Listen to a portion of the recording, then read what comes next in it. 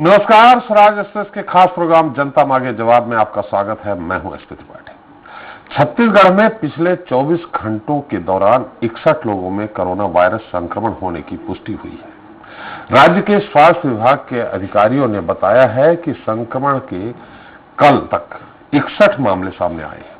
इनमें रायपुर जिले से 10, दुर्ग से 10, बालोद से 1, धमतरी से 1, बलौदाबाजार से 2, गरियाबंद से 2, बिलासपुर से 2, रायगढ़ से 2, कोरबा से 2, जांजगीर चांपा से 3, कोरिया से 1, जसपुर से 5, बस्तर से 11, कोंडागांव से 1, दंतेवाड़ा से 2 और सुकमा से 6 मामले सामने आए हैं। उन्होंने बताया कि छत्तीसगढ़ में अब तक 10,03,995 नए लोगों के संक्रमित होने की पुष्टि हुई है, जिनमें 9,89,485 मरीज इलाज के बाद संक्रमण मुक्त हुए हैं। इस समय राज्य में 959 मरीज उपचाराधीन हैं। राज्य में वायरस से संक्रमित 13,551 लोगों की मौत हुई है। छत्तीसगढ़ के रायपुर जिले में सबसे अधिक 1,57,831 लोगों में कोरोना वायरस संक्रमण की पुष्टि की गई। ऐसे में छत्तीसगढ़ में जो आंकड़े सामने आए हैं, उन आंकड़ों ने सरकार की मुश्किलें बढ़ा दी है। बड़ा सवाल यह है कि अगर तीसरी लहर छत्तीसगढ़ में आती है तो सरकार के क्या इंतजाम है और बढ़ते कोरोना को कैसे रोकेगी सरकार। आज हम जानेंगे जनता मांगे जवाब की खास पेशकश कोरोना की ग्राउंड रिपोर्ट।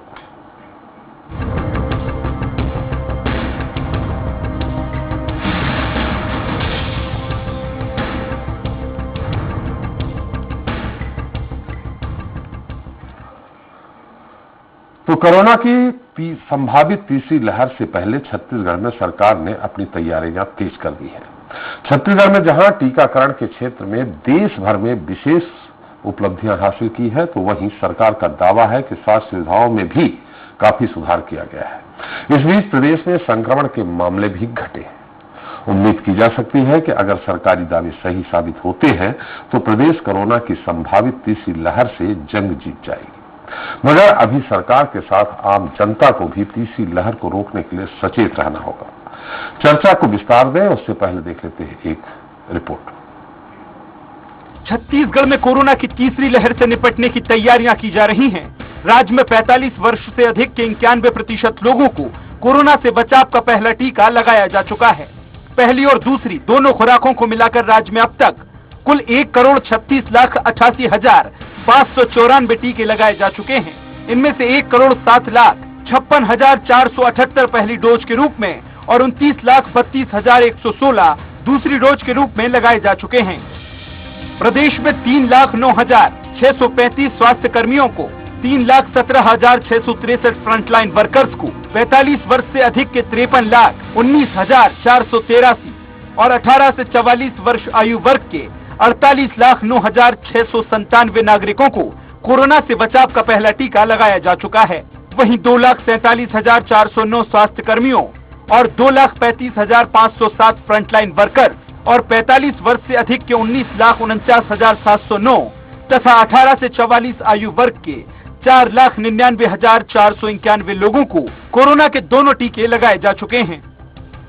थोड़ा सा वैक्सीनेशन में केंद्र सरकार सहयोग करे तो छत्तीसगढ़ में तीसरे लहर को आने से हम रोक पाएंगे, ऐसा हमें विश्वास है। लेकिन हमें विश्वास है कि जिस तरह से हम लोगों ने यहाँ तैयारी की है तो तीसरी लहर आएगी भी तो उसका ज्यादा कोई प्रभाव छत्तीसगढ़ के लोगों पर नहीं पड़ेगा। वर्तमान में प्रदेश की पॉजिटिविटी दर 0.18% है। 19 अगस्त को प्रदेश भर में 34,702 सैंपलों की जांच हुई। इन मरीजों में 61 लोग पॉजिटिव पाए गए। प्रदेश के 16 जिलों में राजनांदगांव, बेमेतरा, कबीरधाम, महासमुंद, मुंगेली, गौरेला, पेंड्रा, मरवाही, सरगुजा, सूरजपुर, बलरामपुर, कांकेर, बीजापुर और नारायणपुर में कोरोना के संक्रमण का कोई भी नया मामला नहीं आया है। छत्तीसगढ़ में रोजाना अस्पताल से डिस्चार्ज होने वाले मरीजों की संख्या भी बढ़ती जा रही है। वहीं इसी बीच सरकार का दावा है कि वह तीसरी लहर से निपटने के लिए तैयार है। ऐसे में बड़ा सवाल ये है कि लगातार प्रदेश में कोरोना के मरीजों की संख्या में बढ़ोतरी हो रही है। आखिर सरकार कैसे इस तीसरी लहर से निपटेगी, ये देखना होगा। Bureau report, Swaraj express. तो छत्तीसगढ़ में कोरोना की ग्राउंड रिपोर्ट में आज चर्चा करेंगे रायपुर, दुर्ग, जांजगीर, महासमुंद। लेकिन सबसे पहले चलते हैं स्वराज एक्सप्रेस छत्तीसगढ़ के संपादक संजय उपाध्याय के पास, जो लाइव जुड़े हैं। उससे पहले जान लेते हैं डॉक्टर प्रदीप सिहारे जी से भी हम जुड़ेंगे, लेकिन अभी नहीं, फिलहाल संजय उपाध्याय हमारे साथ है।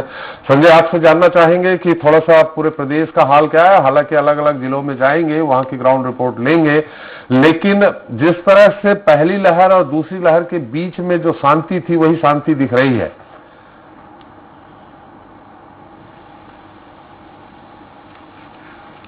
जी बिल्कुल।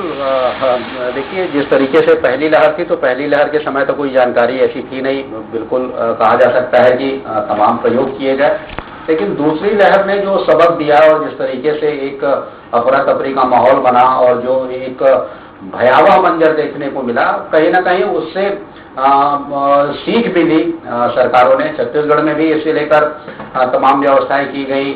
जो चिकित्सा के जो तमाम स्रोत थे उन्हें एक बार फिर से विकसित किया गया, तमाम व्यवस्थाएं की गई। लेकिन अभी देखिए, जो अभी लगातार स्थिति बनी हुई है प्रदेश में, तो हम पिछले सप्ताह भर की अगर बात करें तो केसेस कम आ रहे हैं, लेकिन औसत अगर हम देखें तो केसेस जो हैं वो 50 से 60, 65 के बीच कहीं ना कहीं चलते दिखाई दे रहे हैं।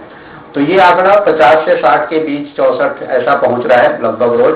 संजय हम थोड़ा सा रोकेंगे आपको। संजय थोड़ा रोकेंगे। हमारे साथ डॉक्टर प्रदीप लहरे जी जुड़ गए हैं। डॉक्टर साहब, एसपी त्रिपाठी बोल रहा हूँ, स्वराज एक्सप्रेस के खास प्रोग्राम जनता मांगे जवाब में आपका स्वागत है। जी डॉक्टर साहब, ये जानना चाहेंगे, आप शिशु रोग विशेषज्ञ हैं, जैसा कि कहा जा रहा है कि तीसरी लहर बच्चों पे ज्यादा प्रभावित होगी। जैसे पहली लहर में बुजुर्गों पे हुई थी, दूसरी लहर में युवाओं पे हुई थी, तीसरी लहर में बच्चों पे ज्यादा प्रभावित होगी। तो क्या इस बारे में क्या जानकारी मिल सकती है आपसे कि किस तरह से उन पे प्रभावी होगी, और क्या ये तीसरी लहर आएगी ही?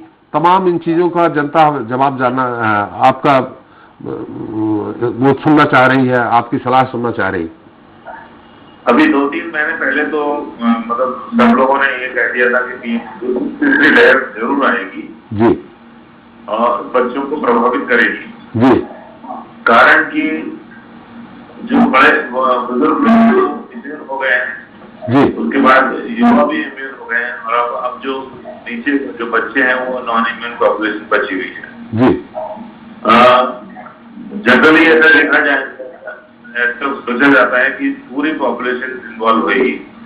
तो अगर अभी जब थर्ड वेव आएगी तो बच्चे ही बचे हैं मैक्सिमम जी। परंतु बीच में ऐसा लगने लगा है कि अभी कुछ भी नहीं हो रहा है, यहाँ पे कोई वेव नहीं आ रही, नॉर्मल चल रहा है, और रिपोर्ट्स भी आ रही है कि अभी सब जगह कंट्रोल में है कोरोना जी।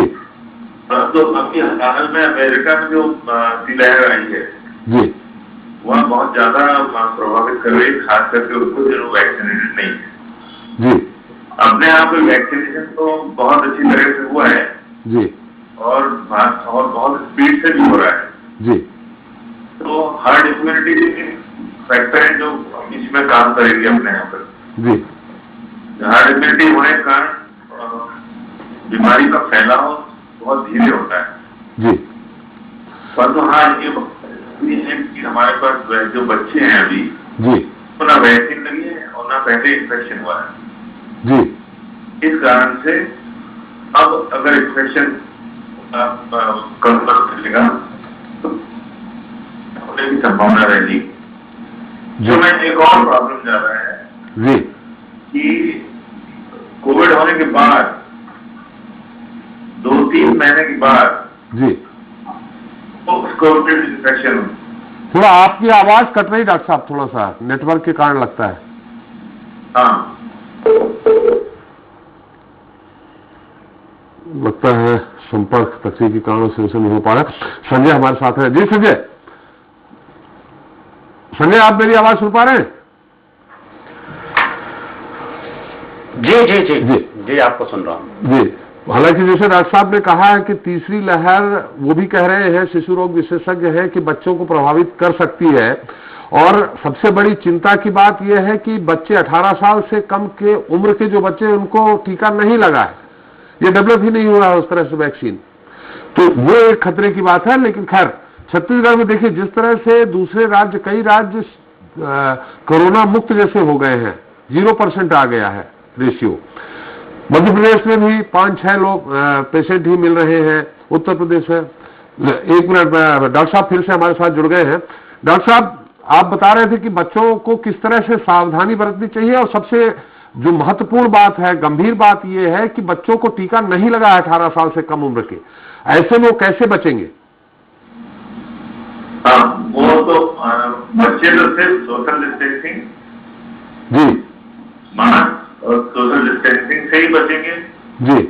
और अभी वक्त तो क्या हो रहा है कि बच्चे अभी जब कंट्रोल हो गया है कोरोना जी, और स्कूल्स भी खुल गए हैं जी, तो एक्सपोजर होने की संभावना तो बहुत ज्यादा है। अगर थर्ड वेव आई हाँ हाँ, तो तुरंत स्कूल बंद करने पड़ेंगे, जी, बच्चों को घर में रहना पड़ेगा जी, और जहाँ भी निकलेंगे मास्क लगा के रहना पड़ेगा जी, और सोशल की जगह फिजिकल डिस्टेंसिंग बहुत ज्यादा इम्पोर्टेंट है कि लोगों से दूरी बना के रखें जी, और जब भी कहीं बाहर जाते तो हाथ मुंह नाक में ना लगाएं। जी। ये जैसा कि कहा जा रहा है कि ये बाकी पहली लहर से दूसरी लहर ज्यादा प्रभावी थी, तीसरी लहर और ज्यादा प्रभावी होगी, क्या ऐसी संभावना है? हाँ, जैसा कि देखा गया है कि कोरोना अपना स्वरूप बदलते जा रहा है जी, और इसके पहले अभी जो डेल्टा प्लस जो वायरस आने वाला है जी, तो कुछ दिनों में जैसे अमेरिका में डेल्टा प्लस ने कोहराम मचा के रखा है, जी, अगर ये वेरिएशन होता है इम्यूनिटी में जी, तो पिछले बार जो आया था डेल्टा वायरस, वो डेल्टा वायरस पहले वाले वायरस से ज्यादा घातक था जी, और डेल्टा प्लस वायरस ऐसा बोल रहे हैं कि घातक है, परंतु यह देखा गया है कि जिसको वैक्सीन लगी है उनको या फिर जिसको कोविड पहले से हो गया है उनको बहुत माइल्ड है, परंतु जो अनवैक्सीनेटेड है जी, उनमें अभी से बोलना मुश्किल है कि कितना घातक होगा। जी। डॉक्टर साहब एक सवाल यहाँ और है। सवाल इस बात का, जैसा कहा यार पहली बार जो मेडिसिन दी गई थी, दूसरी बार भी वही मेडिसिन दी गई थी, बाद में ये आया अध्ययन में कि ये मेडिसिन कोरोना के लिए कोई निष्प्रभावी थी, कोई महत्वपूर्ण नहीं थी, प्रभावित नहीं करती थी, कि उनको ठीक ही हो जाएंगे मरीज। तो क्या ऐसा भी कुछ है कि कुछ नई मेडिसिन खोजी गई हो? नहीं, वैक्सीन तो अभी जो बनी है वही आई है। वैक्सीन नहीं, मेडिसिन की बात कर रहे हैं डॉक्टर साहब, मेडिसिन, दवाई। हाँ, मेडिसिन तो बहुत सारी मेडिसिन यूजलेस हैं जी, केवल पैरासिटामोल बुखार की जो दवा है वही बुखार रोकने में कामयाब रहती है। एंटीवायरस दवाइयाँ, सारी दवाइयाँ रेमडेसिविर के अलावा कोई दवाई एंटीवायरस काम नहीं करती है, जैसे कि एजिथ्रोमाइसिन टैबलेट और डॉक्सीसाइक्लिन और कुछ एंटीबायोटिक, और ये सब जैसे बोल रहे थे कि इनको जरूर दो। इवन गवर्नमेंट के प्रोटोकॉल में भी ये दवाइयाँ थी, इनका कोई रोल नहीं है जी, और कोई भी दवा से अपन बच नहीं सकते। कोई दवाई की आयुर्वेद या कोई जो दवाई है लोगों ने बताई कि खाओ तो आपको कोरोना नहीं होगा, ऐसा सिद्ध नहीं हुआ है। जो लोग बहुत खा रहे थे उन्हें भी हुआ है। जी, जी, तो कोई दवा से बचा नहीं जा सकता। कोई दवा सिवा रेमडेसिविर जो बहुत सीवियर अटैक में दी जाती है, जी, कुछ थोड़ा बहुत इफेक्ट होता है। कुछ वैज्ञानिक तो यह भी बोलते हैं कि रेमडेसिविर भी यूजलेस दवाई जी, काम नहीं करती। जी, जो भी काम करती है वो आपकी बॉडी इम्यूनिटी काम करती है, और उस समय सपोर्टिव केयर, अगर सीरियस पेशेंट है तो ऑक्सीजन बहुत जरूरी है जी, और ऑक्सीजन की कमी के कारण ही सब कुछ गड़बड़ होती है। जी। चलिए, बहुत बहुत धन्यवाद डॉक्टर साहब, आपने जो जानकारी दी। एक बार फिर से स्वराज एक्सप्रेस आपको धन्यवाद देता है। संजय, आप अपनी बात बता रहे हैं, कई राज्य ऐसे हैं जो कोरोना मुक्त जैसे हो गए हैं, और छत्तीसगढ़ छोटा राज्य है, इसमें 60, 61, 50 इस तरह के मरीज मिलना प्रतिदिन, ये थोड़ा गंभीर पहलू है। ऐसे में क्या तैयारी है? वैक्सीन किस तरह से लग रही है पूरे राज्य में? क्या ऐसा तो नहीं है कि जैसे पहले हॉस्पिटल्स में ऑक्सीजन वगैरह की सब व्यवस्था हो गई थी, तो चूंकि पहली लहर के बाद दूसरी लहर में जिस तरह से सरकार उदासीन हो गई थी, उनको लग रहा था नहीं आएगी। इसी तरह मुझे लगता है इस बार भी हो रहा है, तीसरी लहर में भी लग रहा है कि नहीं आएगी।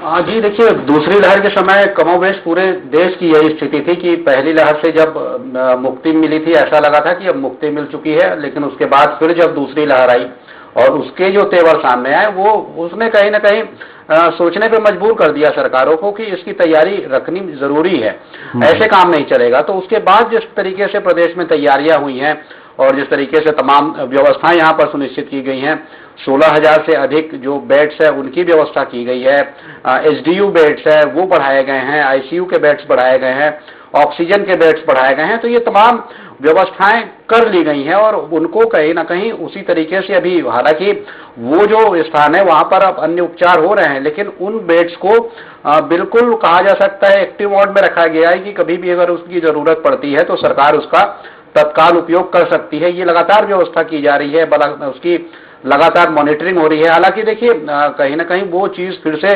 दिखाई देने लगी है, पूरे देश की वही स्थिति है कि वो चीज दिखाई देने लग गई है कि लोग एक तरीके से फिर भयमुक्त होते देखे जा रहे हैं, प्रोटोकॉल जो है उसका उल्लंघन करते देखे जा रहे हैं। तो कहा जाए कि कुल मिलाकर एक बार फिर उदासीनता की ओर आगे बढ़ चुके हैं कि भाई अब हो गया, दूसरी लहर भी खत्म हो गई।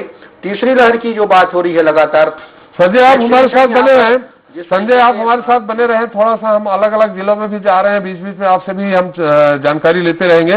दिलीप साहू जुड़ गए हैं हमारे साथ दुर्ग से। दिलीप, मेरी आवाज आ रही है? जी सर, जी। दिलीप, संक्षेप में जानना चाहेंगे कि वहां वैक्सीन किस तरह से महाअभियान जिस तरह से चलाया जाता है, वैक्सीन सेंटर में वैक्सीन उपलब्ध है, क्या लोग वैक्सीन लगवाने जा रहे हैं, और दूसरा ये कि टेस्टिंग कितनी हो रही है? जी सर, बताना चाहेंगे कि जिस तरह से पूरे प्रदेश का हालात है, वैसे ही दुर्ग जिले की बात करें तो दुर्ग जिले में भी लोग जागरूक तो हैं वैक्सीनेशन के लिए, लेकिन बहुत सारे वैक्सीनेशन सेंटर पे लगातार वैक्सीन उपलब्ध नहीं हो पा रहे हैं। एक दो दिन के गैप में मिल रहा है और जितनी वैक्सीन सेंटर्स बनाए गए हैं दुर्ग जिले में, वहाँ सभी जगह पर प्रॉपर वैक्सीन उपलब्ध नहीं हो पा रहे हैं। इसलिए हालांकि लोगों में जागरूकता है, वैक्सीनेशन जब आता है जिस सेंटर्स में 100-200 की एक दिन के लिए डोजेस पहुंचते हैं तो उस मात्रा में लोग वहां पहुंचते हैं, उससे ज्यादा बल्कि लोगों में जागरूकता आई है। टेस्टिंग कितनी हो रही है दिलीप? और टेस्टिंग सर रोजाना करीब 4-5 हजार लोगों की टेस्टिंग हो रही है, 3 से 4 हजार लोगों की रोजाना टेस्टिंग हो रही है। लेकिन जो आंकड़े हैं काफी कम आ रहे हैं। जैसे कल की बात करें तो महज 10 जो पॉजिटिव केस है वो सामने आए थे, और जिस तरह से टेस्टिंग लगातार हो रहे हैं उसकी तुलना में जो पॉजिटिव दर है बहुत नीचे है और काफी कुछ सुधार हो गए दुर्ग में। हालांकि अभी भी उम्मीद है कि पूरा खत्म हो, उसके लिए जैसे दूसरे जिलों कितने प्रतिशत वैक्सीन लग चुकी है जिले में? लगभग पहले डोज है वो 25 से 30% तक से कंप्लीट हो चुके हैं, लेकिन दूसरे डोज की बात करें तो दूसरा डोज 10 से 12% हो पाया है, क्योंकि उतनी मात्रा वैक्सीन उपलब्ध नहीं हो पा रही है। जो वैक्सीन आते हैं उसमें भी डोजेस में बता हुआ रहता है कि पहला डोज इतना, दूसरा डोज इतना। तो दूसरा, अच्छा ये बताइए कि ऐसा तो नहीं है कि कोवैक्सीन लगी है किसी को तो कोवैक्सीन उपलब्ध नहीं हो रही है? ऐसी भी सामने बातें आई हैं, कोविशील्ड लगी है तो कोवैक्सीन वहां उपलब्ध है, ऐसी भी समस्याएं आ रही क्या? हाँ, ये समस्याएं भी आ रही है, लगातार देखने को मिल रहा है कि जो दूसरा डोज जिनको कोवैक्सीन चाहिए उनको लिए कोविशील्ड उपलब्ध हो जा रही है, तीसरे लोग वहाँ नहीं जा रहे हैं, तो उसको फर्स्ट डोज में तब्दील कर रहे हैं कि सेकंड डोज वालों को नहीं उपलब्ध हो रहा है तो उनको दूसरों को लगा दीजिए फर्स्ट डोज के रूप में। इस तरह की व्यवस्था। चलिए दिलीप, बहुत बहुत धन्यवाद आपकी सारी जानकारी देने के लिए। हेमंत पटेल हैं जांजगीर से। हेमंत, क्या आपके यहाँ कितनी, हमें सिर्फ ये जानना है कि कितनी टेस्टिंग हो रही है और वैक्सीन की क्या स्थिति है? जी बताना चाहूँगा, यहाँ जांजगीर में लगभग 30 से 35% की जो है टेस्टिंग हो रही है। और कितनी टेस्टिंग हो रही, कितने लोगों की? जी यहाँ 30 से 35% की टेस्टिंग हो रही है, जिससे अब जिला प्रशासन का ये दावा है कि टेस्टिंग 60-70% हो रही है, 30 से 35% में आगे अटक जा रही है। 65% मतलब हमारा समझ नहीं है, कितने लोगों की टेस्टिंग हो रही है? मैं जानना चाह रहा हूँ प्रतिशत किस तरह से आप बता रहे हैं, मैंने पूरे जांजगीर के 35% लोगों की टेस्टिंग कैसे हो सकती है, कितने लोगों की टेस्टिंग हो रही है ये जानना चाहूंगा। जी बताना चाहूंगा कि पूरे जीवन भर में लगभग 35% के लिए, लेकिन यहाँ टेस्टिंग जिला है, सारे के सवाल है, यहाँ पर प्रतिदिन कम से कम 30 लोगों का ही टेस्टिंग हो पा रहा है। चलिए, बहुत बहुत धन्यवाद आपका भी। एक बार फिर संजय के पास चलते हैं। संजय, जिस तरह से जिलों से रिपोर्ट आ रही है वो अभी हालांकि बहुत स्पष्ट नहीं पता चला, लेकिन टेस्टिंग कम हो गई है।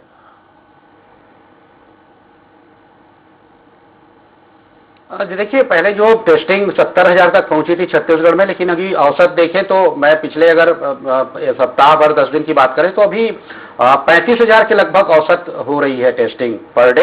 15 अगस्त के दिन कम हुई थी, 17,000 के लगभग हुई थी, और उस दिन जो डेथ का जो मामला आया था और जो डिस्ट्रिक्ट जहां पर 0 केसेस थे वो उस दिन सबसे ज्यादा थे 12, और कल की भी जो स्थिति थी 12 जिले हैं वो वहां पर डेथ नहीं हुई है। तो अभी जो औसत टेस्टिंग हो रही है वो लगभग 35,000 के लगभग है, मतलब 33,000 से लेकर 38,000 39,000 के लगभग रोज ये टेस्टिंग हो रही है। उसमें से ये जो आपने कहा कि 50 जैसे कल 61 आए हैं वो उसमें से है पूरा? जी जी, ये जो टेस्टिंग हो रही है लगभग 35,000 औसत, उसमें ये आंकड़े आ रहे हैं। सरगुजा से अविनाश शुक्ला जुड़ गए हमारे साथ। अविनाश, मेरी आवाज आ रही? अविनाश, मेरी आवाज आ रही? जी जी। अविनाश, सरगुजा में क्या स्थिति है? आपके यहाँ से स्वास्थ्य मंत्री आते हैं, कितनी टेस्टिंग हो रही, संक्षेप में ये बात जानना चाहेंगे। और वैक्सीन की क्या स्थिति है, क्या वैक्सीन उपलब्ध है? वैक्सीन के लिए लोग भटक तो नहीं रहे?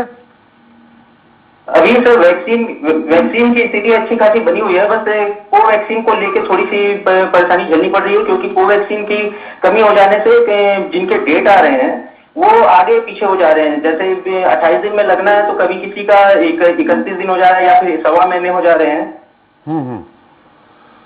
और कोरोना को लेकर सर 2 दिन से अच्छी खबर है कि 2 दिन से यहाँ पे 0 ही केस आ रहे हैं। चलिए, अच्छी बात है। टेस्टिंग फिर से एक बार बताइए जनता को, टेस्टिंग कितनी ले रहे हैं, कितने लोगों के टेस्ट हो रहे हैं अभी? टेस्टिंग भी अच्छी खासी संख्या में हो रही है। कल के आंकड़े के 800 के आसपास की कल टेस्टिंग थी और परसों की 1400 के आसपास। चलिए, अच्छी बात है। और वैक्सीन के लिए तो नहीं भटक रहे लोग? वैक्सीन कोवैक्सीन के लिए शायद थोड़ी बहुत दिक्कत हो रही है। कोविशील्ड तो पर्याप्त मात्रा में है और रेगुलर लोगों को लग भी रहे हैं। चलिए, बहुत बहुत धन्यवाद। एक बार फिर संजय के पास चलते हैं।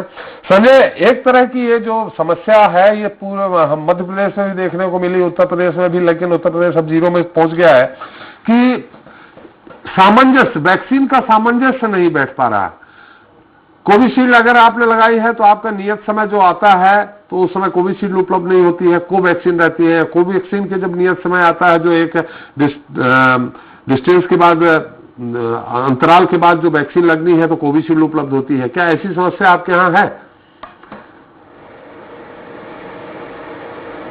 जी देखिए, वैक्सीन की आपूर्ति तो उतनी नहीं है जितनी कि राज्य सरकार की अपनी क्षमता है वैक्सीन लगाने की। 3-3 लाख वैक्सीन लगी है, यहाँ पर 3 लाख से बल्कि ज्यादा लगी है। लेकिन अभी हम औसत पिछले दिन का कुछ आंकड़ा देख रहे थे, जो चर्चा हो रही थी कि वो जो आंकड़े सामने हैं कि 60,000 के से लेकर 1 लाख के करीब ये वैक्सीन लगाई जा रही हैं। कोविशील्ड और कोवैक्सीन को भी लेकर थोड़ी सी एक दिक्कत है। देखिए क्या है, ये जो आंकड़े हैं बाकायदा ऊपर भेजे जाते हैं, केंद्रीय स्वास्थ्य मंत्रालय को भेजे जाते हैं, केंद्र को भेजे जाते हैं, और ये अनुरोध किया जाता है कि जिस तरीके से वैक्सीनेशन हुआ है, जो जो वैक्सीन लगी है उसी अनुपात में वैक्सीन की आपूर्ति की जाए, ताकि वैक्सीनेशन का जो चक्र है, एक जो श्रृंखला है, वो ना टूटे। लेकिन ये बार बार आ रहा है देखने में कि जो केंद्र से आपूर्ति की जा रही है वो कभी कभी एक ही तरह की ज्यादा वैक्सीन भेज दी जा रही है। तो जाहिर तौर पर जो कोविशील्ड है उनको तो 28 दिनों में ही दूसरा डोज लगवाना होता है।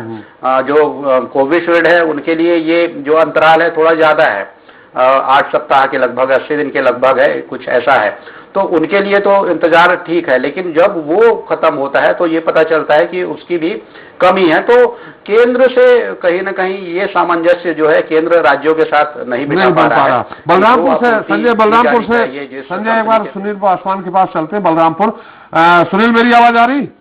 जी, बलरामपुर में क्या स्थिति, सिर्फ इतना बताइए कि कितनी टेस्टिंग हो रही है, कितने लोगों की, और पॉजिटिव आए हैं, नहीं आए हैं, और सबसे बड़ी बात यह है कि वैक्सीन की क्या स्थिति है? वैक्सीन सेंटर खाली पड़े हैं या लोग भटक रहे हैं वैक्सीन के लिए?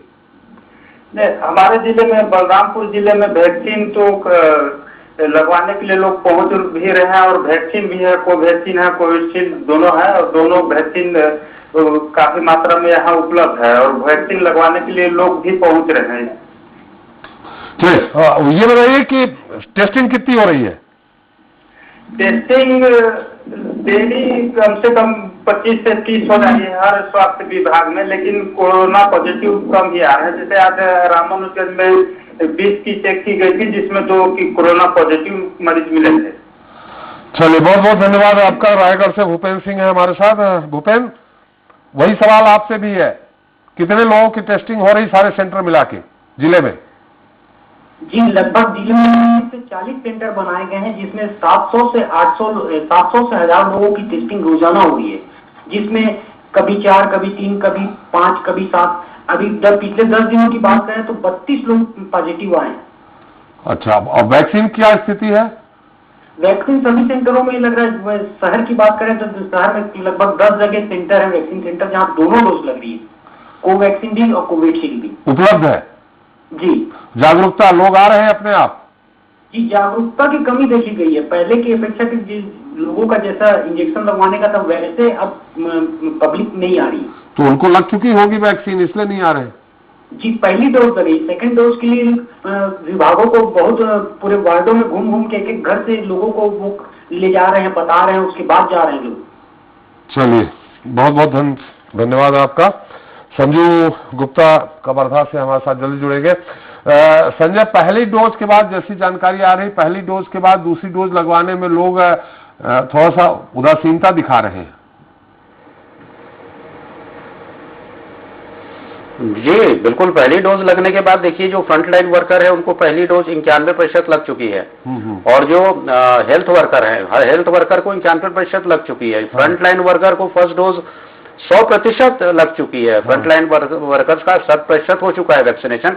लेकिन वही है, सेकेंड डोज दोनों की बात करें तो पहले में खाली 73% है, मतलब वो भी 100 तक नहीं पहुंच पाया है, और दूसरे जो है 80% तक है।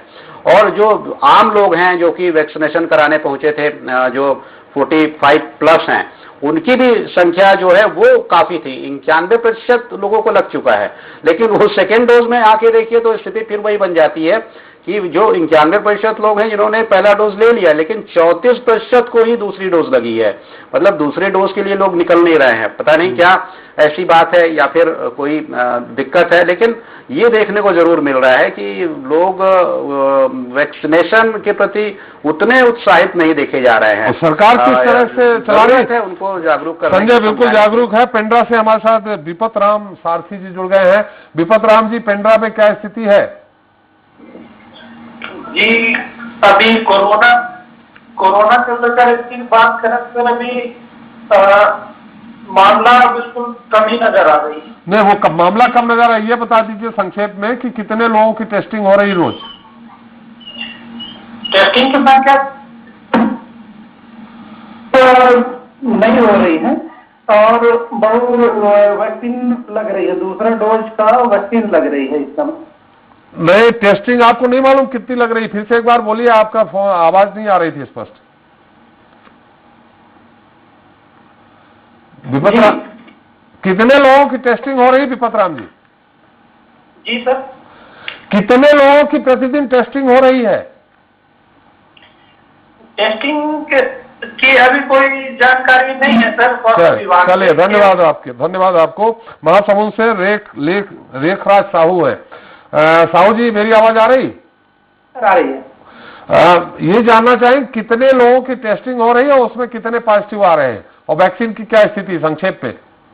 जी, महासमुंद में आंकड़े बड़ी तेज गति से कम हो रहे हैं सर। अभी अगर आंकड़ों टेस्टिंग की बात करें तो पर डे जो है 1000 टेस्ट हो रहे हैं, 1000 के ऊपर भी जो है ना कम से कम 1000 और 1200 के बीच का जो आंकड़े हैं वो पर डे टेस्ट हो रहे हैं। और आंकड़ों की अगर बात करें सर तो आंकड़े जो है अभी 15 दिनों के आंकड़ों में सिर्फ 2.5 अंक भी नहीं छुपा रही है। महासमुंद में केस काफी कम हो रहे हैं। और कल की मीडिया बुलेटिन की अगर बात करें तो कल जो है महासमुंद ब्लॉक में और जिले में 0 आई है कोरोना पॉजिटिव की संख्या। चलिए, वैक्सीन उपलब्ध है? जी सर, वैक्सीन की पर्याप्त उपलब्ध है। बीच में कोवैक्सीन की शॉर्टेज था, लेकिन अभी भी दोनों वैक्सीन जो है काफी मात्रा में उपलब्ध है। चलिए, बहुत बहुत धन्यवाद। एक बार फिर संजय के पास चलते हैं। संजय, समय भी समाप्त हो चुका है, बहुत संक्षेप में जानना चाहेंगे सरकार की तैयारी कैसी है? देखिए, तीसरी लहर से निपटने की तैयारी तो अभी जो की गई है उसमें जो आईसीयू बेड्स है उनकी अभी जरूरत देखी जा रही है। कुछ आईसीयू बेड्स बढ़ाने होंगे सरकार को, लेकिन जो ऑक्सीजन बेड्स हैं और एचडीयू बेड्स हैं उनकी भी कुछ जरूरत है। ऑक्सीजन बेड्स पर्याप्त संख्या में है सरकार के पास। जो दवाइयों का जो भी स्टॉक होना चाहिए उसके लिए सरकार ने तैयारी कर ली थी पहले ही, और उसके बाद अभी भी सरकार, जैसा हमें जानकारी मिल रही थी, हमने चर्चा भी की थी कुछ जानकारों से, तो यही कहना है कि सरकार लगातार इस पूरे मामले को लेकर सक्रिय है और ये अब ये होना जाना नहीं चाहती जो मंजर पहले या दूसरी लहर में जो देखने को मिला, अब ये नहीं हो। इसके लिए भी कहीं ना कहीं जी सरकार ने सोच रखा है और तैयारियां उसी अनुसार सब पर्याप्त कर ली गई हैं। चलिए, बहुत बहुत धन्यवाद संजय आपका भी सारी जानकारी देने के लिए। और निश्चित रूप से स्वराज एक्सप्रेस जिस तरह से आम जनता तक ये संदेश पहुंचाता रहा है कि आप सोशल डिस्टेंसिंग रखिए, जैसा कि अभी डॉक्टर साहब ने बोला, प्रदीप जी ने, कि फिजिकल डिस्टेंसिंग रखिए, दूरी बनाए रखिए, तो संभवतः है तीसरी लहर को हम लोग जल्दी ही मात दे देंगे। बहुत बहुत धन्यवाद आपका। तो छत्तीसगढ़ में एक बार फिर कोरोना मरीजों की संख्या में बहुत थोड़ा ही सही लेकिन जो इजाफा हुआ है, इसे लेकर सियासत भी शुरू हो चुकी है। जहां बीजेपी ने प्रदेश की भूपेश बघेल सरकार पर गंभीर आरोप लगाए हैं। बीजेपी का कहना है कि प्रदेश सरकार वायरस से संक्रमितों के आंकड़े छिपाती रही है। तो वहीं एक बार फिर से छत्तीसगढ़ में कोरोना के मरीजों की संख्या बढ़ना काफी चिंताजनक है।